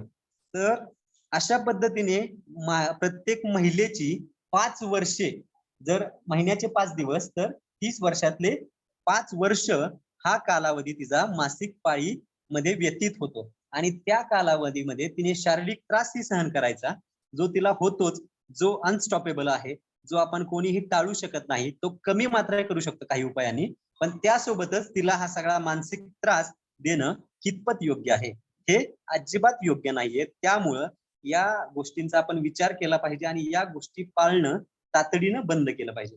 त्यासोबतच आपण पाहूयात बाकीच्या ठिकाणी काय अंधश्रद्धा आहेत. या कॉमन अंधश्रद्धा सांगितल्या आणि त्याच्यावरचं स्पष्टीकरण मी सांगितलं. याच्यावर अजून खोलात स्पष्टीकरण हवं असेल किंवा कोणाला पटलं नसेल तर त्यांनी नक्की संपर्क साधावा. आपण त्याच्यावर अजून चर्चा करूयात. पण मी कॉन्फिडेंटली सांगू शकतो, अभ्यासानिशी सांगू शकतो की या मागे कुठलंही विज्ञान नाहीये. तर या झाल्या आपल्या भागातल्या काही काय सामान्य अंधश्रद्धा. पण तुम्ही जर आम्ही गडचिरोली सारख्या काही भागांमध्ये काम केलं. हेमल कशाला आपला ग्रुप जाऊन आला आहे आणि त्यांच्याशी खूप चांगला असोसिएटेड आहे. तर भामरागड तालुक्यातल्या किंवा गडचिरोली मधल्या माडिया आणि गोंडी या आदिवासी समाजामध्ये एक अंधश्रद्धा खूप मोठ्या प्रमाणात पाळली जाते किंवा तिथली एक प्रथा आहे, ती म्हणजे कुर्मा प्रथा. तर ही कुर्मा प्रथा काय आहे, तर आपल्याकडे जसं एकाच घरामध्येच कुठंतरी साईडला मुलीने महिलेने बसणं अपेक्षित असतं, तसं तिथे मात्र कुर्मा घर नावाची एक कन्सेप्ट असते, ज्याच्यामध्ये पाळी आलेल्या सगळ्या महिलांनी त्या भागातल्या किंवा त्या वस्तीवरच्या त्या महिलांनी त्या कुर्मा घरात राहायचं असं तिथं असतं. आणि त्यामध्येच आधी तर तिथेच त्यांनी अन्न शिजवायचं, त्याच्यामध्येच त्यांचं काय असेल ते स्वच्छता पाळायची. तर त्या आदिवासी समाजामध्ये कपडे आत्ताशी कुठेतरी येत आहे, त्यामुळे कपड्यांचा अभाव आणि अक्षरशः जे मक्याचं कणीस असतं त्याचं जे वरचं सालपट असतं त्या सालपटामध्ये राख किंवा लाकडाचा भुस्सा किंवा अजून काय म्हणतात त्याला, भाताचं जे काही राहतात ना खालचं, तर ते तूस ते ठेवून वापरणारी सुद्धा काही लोक काही भाग आहेत. तर अशी जी काही स्वच्छता, सो कॉल्ड स्वच्छता त्याच्यात पाळावी अशी त्या कुर्मा घराच्या मागची संकल्पना आहे की त्यांनी त्या महिलाने तिकडं राहावं आणि त्या दरम्यान तिला पाहणं किंवा तिच्याशी तिची सावली पडणं किंवा तिच्या संपर्कात येणं हे खूप अनिष्ट मानलं जातं. आणि उलट ते लोक या प्रथेचं समर्थन करतात की आम्ही हे सगळं महिलांच्या हितासाठी, महिलांना आराम भेटावा म्हणून केलेलं आहे. पण असं काही नसतं. हा सगळा मुलामधील असतो, हे सगळं अज्ञानातनं आणि अंधश्रद्धेतनं आलेलं असतं. तर त्या ठिकाणी 2 वर्षापूर्वी पावसाळ्यामध्ये एका कुर्मा घरातल्या काही मुली साप चावून मेल्या, तरी सुद्धा घरातल्या लोकांना माहित नव्हतं की काय घडलेलं आहे. केरळमध्ये मागे एक वादळ आला, आज पण केरळमध्ये वादळ येते, तर केरळमध्ये वादळ आलं आणि तिथेही एका जमातीमध्ये ही प्रथा पाळली जात होती. तर तिथं त्या वादळामध्ये त्या मुलगी, वादळ आलं तरी तिला त्या तशा कुर्मा घरातून आतमध्ये घेतलं नाही आणि अक्षरशः ती त्याच्यामध्ये मेली. तर अशा काही चुकीच्या अंधश्रद्धा आहेत ज्या खूप मोठ्या प्रमाणात पाळल्या जातात. आम्ही जिथं रायगडमध्ये काम करतो कातकरी लोकांमध्ये, तिथं अशी अंधश्रद्धा आहे की पाळीमध्ये जर तुम्ही अन्न शिजवलं आणि ते जर कुणी खाल्लं तर खाणाऱ्याला काय म्हणतात त्याला, असा आजार होतो की जो बरा होऊ शकत नाही, असाध्य असा आजार कुठला तरी होतो आणि खूप त्याला त्रास होतो. त्यामुळे ज्याला सहन होत आहे त्याने खावं असं समजलं जातं.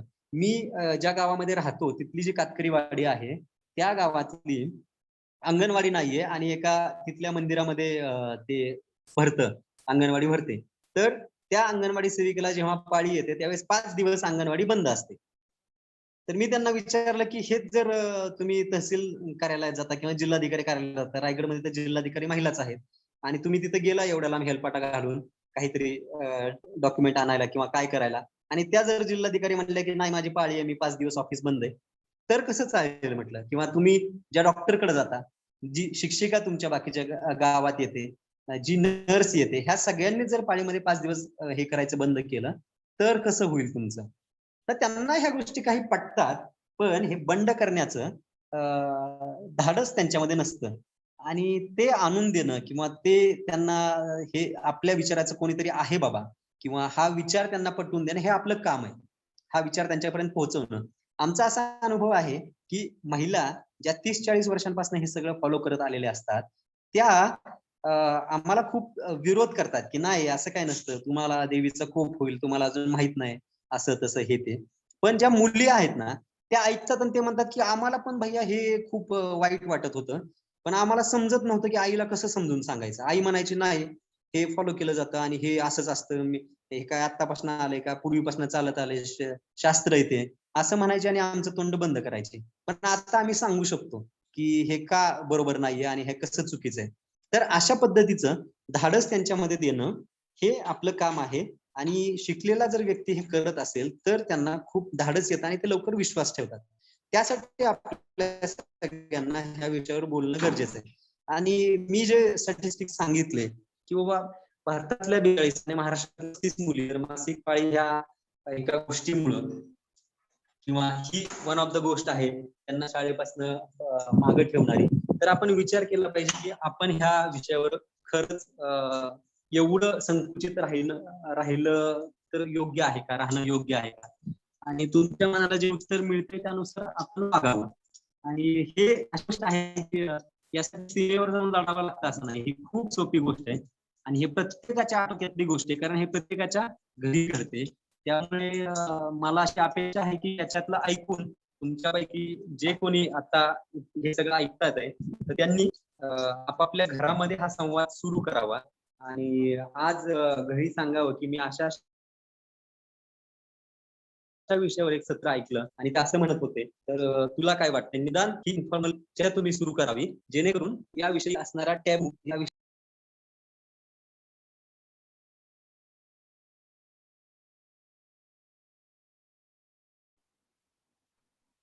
पुन्हा कनेक्शन गेले. हा धनश्री, हा you are ready with the question ना? हो, मोस्टली तर दादानी क्वेश्चन आन्सर. काय सॉरी सचिन दादा. हा ना, येस येस, आता मी इथं थांबतो म्हटलं, मला काही प्रश्न असेल तर विचारा. हो, मी धनश्रीला जस्ट बोलवतो. धनश्री जस्ट व्हिडिओ ऑन करशील का? हो करते. नमस्कार सचिन दादा. मोस्टली तर जे क्वेश्चन्स किंवा जे लोकांना प्रॉब्लेम आहेत की मंदिरात का नाही जायचं, का नाही जाऊ देत, हे असे सगळे बेसिक क्वेश्चन तर तुम्ही त्याचं उत्तर दिलंच आहे. पण काही क्वेश्चन्स अजून आहेत माझ्याकडे. जसं की काही लोकांनी विचारलंय की आता सिटीतल्या मुलींनी सुद्धा अजून बोलत नाहीत ते या सगळ्या विषयांवर. तर आपल्या साईडनी आपण टॉपिक जरी काढला, विषय जरी काढला, तरी ते बोलायला रेडी होत नाही. तर त्यांना बोलतं कसं करायचं किंवा त्यांच्यापर्यंत माहिती पोहोचवण्यासाठी अजून काय करू शकतो आम्ही, मुली ज्या ऑलरेडी बोलतायत या विषयात, त्यांनी काय करावं?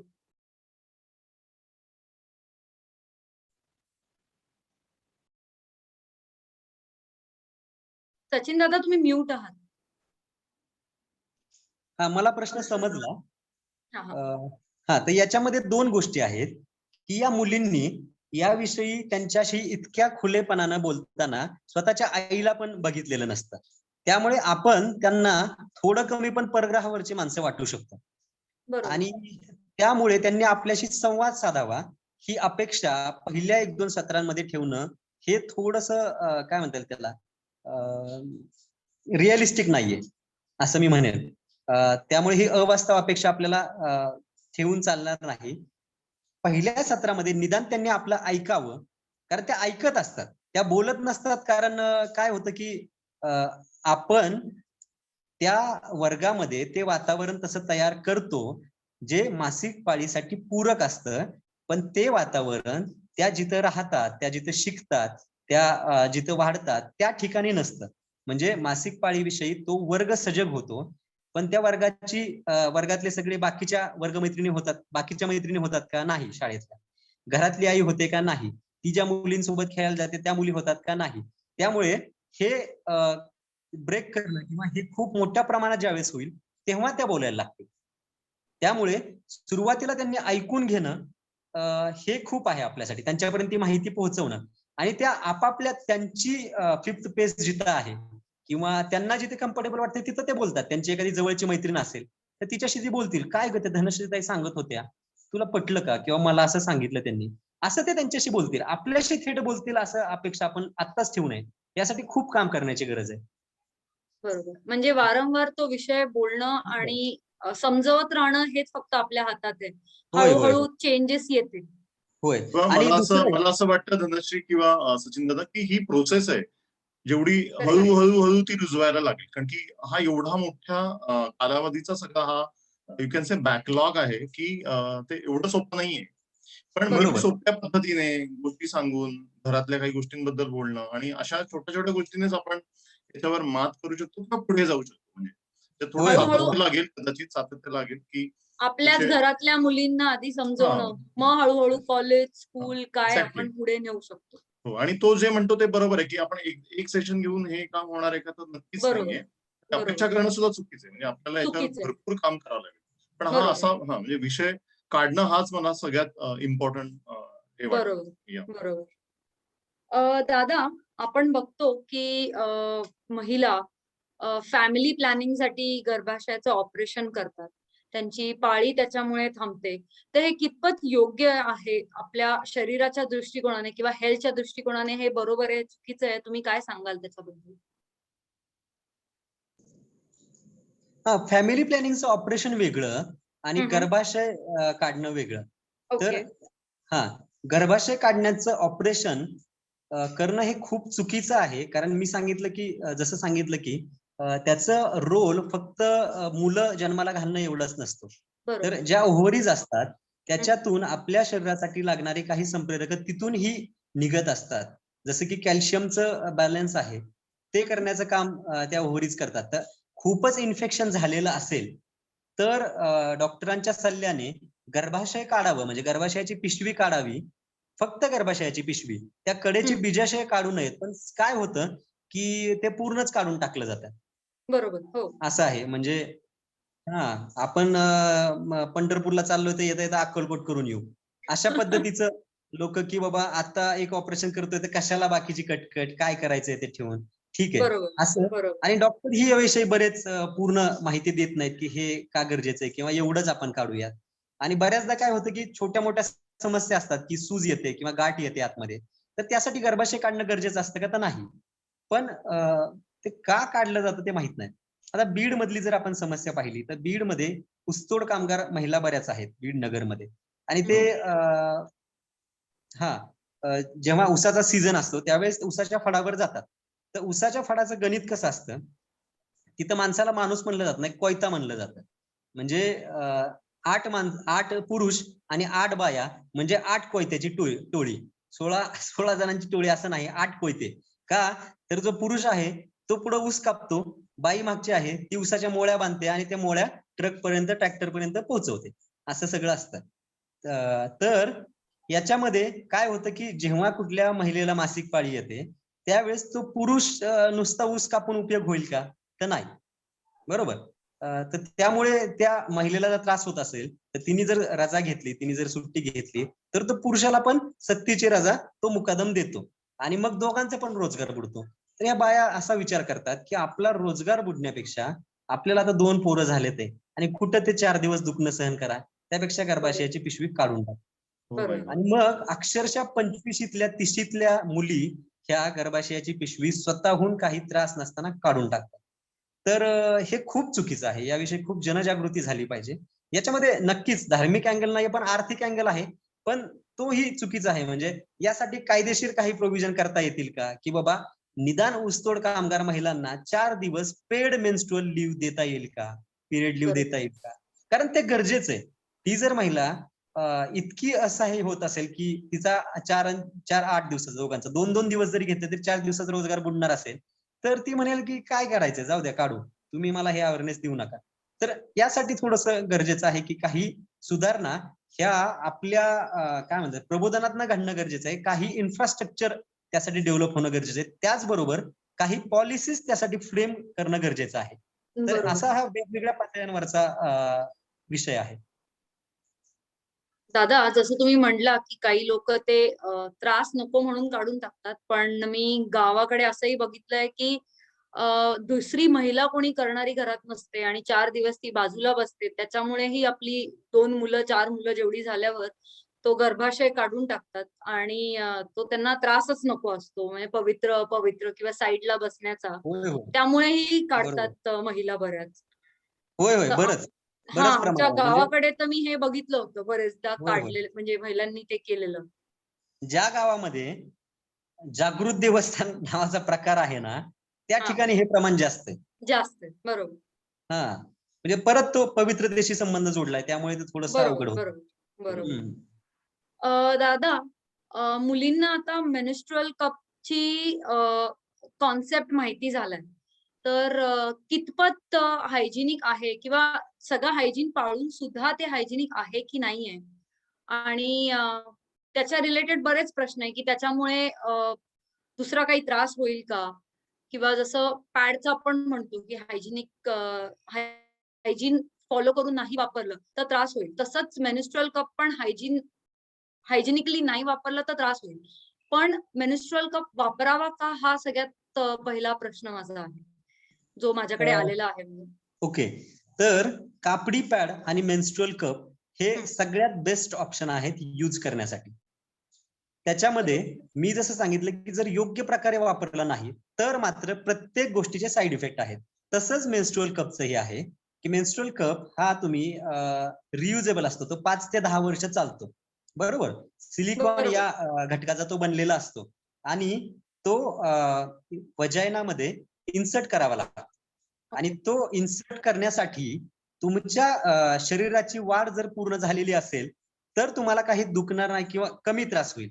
पण जर वाढत्या वयातल्या मुलींनी म्हणजे 18-20च्या खालच्या मुलींनी जर ते केलं तर कदाचित तो त्यांना त्रासदायक होऊ शकतो आणि त्याच्यामुळे थोडासा टिअर वगैरे त्याच्या तिथे येऊ शकतो. शिवाय ज्या मुलींचे शरीर संबंध प्रस्थापित झालेले असतात त्यांना अशी काहीतरी मोठी वस्तू आतमध्ये जाण्याची सवय असते किंवा ते माहीत असतं. त्यामुळे ही लग्न झालेल्या मुलींना ते वापरणं जरा जास्त सोयीचं ठरतं. मी असं म्हणत नाही की लग्न झालेल्या महिलांनी वापरावं, पण सांगतोय की त्यांना ते जरा सोयीचं ठरतं. बरोबर. त्याच्यातला अजून एक मुद्दा असा की तो एकदा तुम्ही इन्सर्ट केला, त्याच्यानंतर 4-6 तासांनी तुम्ही तो काढला, तो त्याच्यातलं रक्त ओतलं, रिकामं केलं आणि परत धुताय म्हणजे परत वापरायचं, तर तो तुम्हाला उकळत्या पाण्यामध्ये 1-2-3 मिनिटं 5 मिनिटं ठेवून तो स्वच्छ करून परत तो घालावा लागतो, म्हणजे तो पूर्णपणे निर्जंतुक होतो. तर ते करणं गरजेचं आहे. तुम्ही जर ऑफिसमध्ये असाल किंवा तुम्ही कुठेतरी ट्रिपवर आहात आणि तिथं ती पॉसिबिलिटी नाहीये तर मात्र थोडंसं अवघड होऊ शकतं, त्याने इन्फेक्शन होऊ शकतं. हा, आणि पण सायकलिंग करणाऱ्या किंवा स्पोर्ट्स मध्ये असणाऱ्या किंवा स्विमिंग करणाऱ्या या मुलींसाठी मेन्स्ट्रुअल कप हा चांगला बेस्टच ऑप्शन आहे. सगळ्यांसाठीच आहे, फक्त तो व्यवस्थित वापरला जावा हा परत मुद्दा आहे. आणि परत ते आहे की कप तुम्ही घालता कसा आणि काढता कसा. घालण्याच्या 2 पद्धती आहेत. काढण्याची एक पद्धत म्हणजे तो जो त्याच्या मागे जी दांडी दिलेली असते कपच्या मागे, तो आता इतकं डिटेलमध्ये जाण्याची गरज नाही, पण तरी एक सांगतो की ती दांडी कप ओढण्यासाठी नसते, कप आयडेंटिफाय करण्यासाठी असते की तो आतमध्ये नक्की कुठं आहे. बरोबर. हाताला लागण्यासाठी. बऱ्याच जणी मुली त्या ओढून काढतात. कपचं स्ट्रक्चरच असं आहे की तो खालच्या बाजूने दाबून काढायचा आहे, जेणेकरून तो त्याची साईज जे त्याची माउथ साईज आहे ती बदलेल आणि तो एका बाजूने असा तिरपा करून काढता येईल.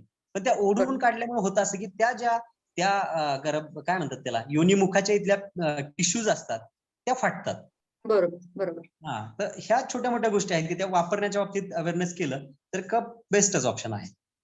ऍक्च्युली त्याचे जे व्हॅक्युम होल्स आहेत ते दाबल्यामुळे ओपन झाल्यावर ते इझिली निघतं, पण मुलींना ते समजतच नाही. बरोबर किंवा ते समजून देणं गरजेचं आहे. होय. दादा, आपण आता एकदा वोट ऑफ थँक्स घेऊयात आणि रेकॉर्डिंग बंद करून क्वेश्चन आन्सर कंटिन्यू ठेवूयात. तर मी वैशालीला स्नेहलला सांगते वोट ऑफ थँक्स साठी. वोट ऑफ थँक्स नको, आपण म्हणजे समारोप घेऊया. सगळे तुम्ही जे आमचं, आपल्यासोबत जोडले गेले त्यांच्यासाठी, फक्त तुमच्यासाठीच नाही दादा, पण नाही, पण आपल्याला सगळे हे सहयोग बघ, करतात त्यांच्यासाठी.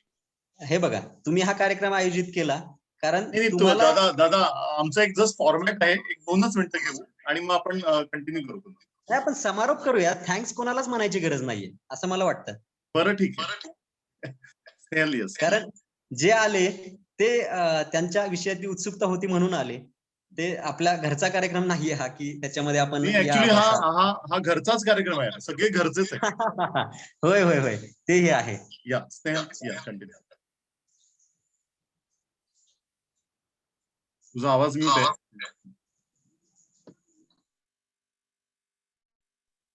हॅलो सर, करू हा, चालू? Yes yes. Very good evening all of you. Me architect Snehal जिल्हा. तर मित्रांनो, आज आपण सर्वजण इथे उत्साहाने उपस्थित राहिलात आणि या चर्चासत्रात सामील झालात.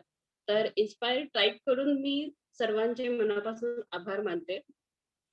आताच आपण पाहिले मासिक पाळी या महत्वाच्या व नाजूक विषयावर सचिन सर आणि समाजबंध ही संस्था वेगवेगळे उपक्रम राबवून जनजागृती करत असतात. सध्या 2021 मध्ये सुद्धा बऱ्याच गावांमध्ये, शहरातील घराघरांमध्ये मासिक पाळीविषयी अंधश्रद्धा ही आहेत. हे विषय ओपनली बोलले जातच नाहीत. शंका कुशंका मनात ठेवूनच नवीन पिढी घडत असते. मासिक पाळी म्हणजे काहीतरी श्राप, काहीतरी वाईटच असे मानणारेच खूप जण आहेत. घरातली कामवाली बाईला जर विचारलं जातं तुझी मासिक पाळी कधी आहे आणि सणावाराच्या दिवशी तिला सुट्टी दिली जाते. घरातल्या सुनेला जर सणावाराच्या दिवशी पाळी असेल तर सासूबाईच्या कपाळावरती आठ्या पडतात. शिवता शिवत नको म्हणून बाजूला बस. असं का? म्हणजे ती फिजिकली फिट जरी असेल, ती काम करू शकत असेल तर तिला करायची इच्छा असते, पण असं होऊ दिलं जात नाही. हे चित्र बदलायला हवंय. याविषयी मोकळेपणाने बोलायला हवंय. म्हणूनच आम्ही इन्स्पायर ट्राईब असे माहितीपूर्वक सेशन आयोजित करत असतो. सचिन सर, खूप छान वाटलं. म्हणजे तुम्ही हा नाजूक विषय अगदी म्हणजे सहजतेने हाताळताय आणि खूप हिंमत लागते असं सगळं करण्यासाठी. तर आज इथे पाळीविषयीच्या गोष्टी तुम्ही खूप छान एक्सप्लेन केल्या आणि आय होप सर्वांना हे सेशन खूप आवडलं असणार आहे आणि बरीच उत्तरं देखील मिळाली आहेत. तर सर्वांच्या वतीने मी तुमचे मनापासून आभार मानते. खूप खूप धन्यवाद. आणि हे सेशन संपवण्याआधी मी एक छोटीशी अनाउन्समेंट करू इच्छिते. आम्ही इन्स्पायर ट्राईब हा संपूर्ण मे महिना इन्फॉर्मेटिव्ह सेशन एव्हरी विकेंडला करायचं ठरवलं आहे. तर आपलं पुढचं सेशन आहे ज्ञानेश्वरी एक स्थूल ओळख बाय आशिष गुप्ते सर. संत ज्ञानेश्वर कोण होते, त्यांनी हा ग्रंथ का रचला, त्यामध्ये जे सांगितलं आहे त्याचा आपल्याशी, आपल्या जीवनाशी तो कसा संबंधित आहे, याची उत्तरं आपल्याला या सेशन मधून नक्कीच मिळतील. या सत्राचे डिटेल्स आपल्या व्हॉट्सअप ग्रुपवरती शेअर केले जातील. So don't forget to join our next session on 22nd May, Saturday, 5 p.m. Thank you. Thank you Snehal.